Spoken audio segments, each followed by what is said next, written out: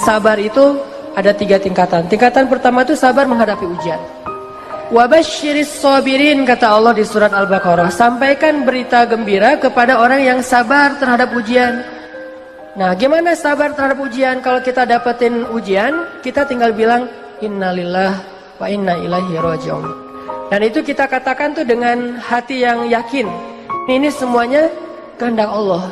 Dan pasti ada kebaikan di dalam setiap kehendak Allah.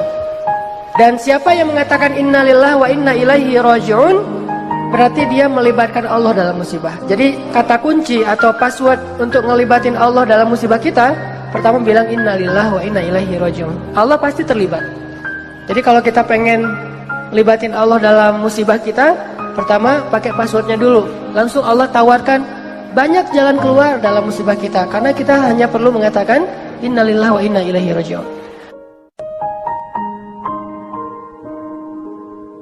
Sabar level 2. Sabar level 2 itu adalah sabar dalam meninggalkan dosa. Ternyata ninggalin dosa juga butuh sabar. Sabar untuk nggak ngelakuin dosa, walaupun mungkin dosa itu udah biasalah, orang lain juga ngelakuin yang kayak gitu. Sabar untuk nggak kepoin Instagram orang misalnya, atau Instagram mantan misalnya ya. Karena kalau kita kepoin nggak bakalan sabar. Sabar untuk menjaga pandangan mata.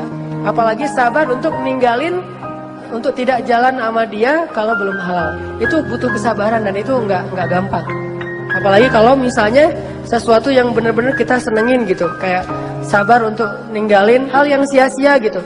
Dan itu sabar yang lebih tinggi derajatnya daripada sabar terhadap musibah loh teman-teman.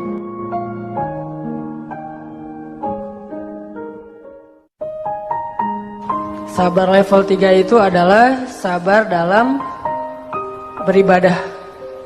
Jadi kalau level 1 itu sabar menghadapi musibah, level 2 sabar meninggalkan dosa, level 3 itu sabar dalam ibadah. Sholat sabar, puasa sabar, sedekah, tilawah, segala macam ibadah-ibadah sabar. Ini sabar yang paling tinggi nih. Tapi 3 sabar ini bukan pilihan teman-teman. Kalau misalnya kita, saya mah yang level 3 aja, yang sabar ibadah. Tapi kalau musibah ngeluh, kalau dosa belum bisa ninggalin, berarti belum sempurna sabarnya. Baru disebut orang yang sabirin kalau dia bisa sabar dengan 3-tiganya.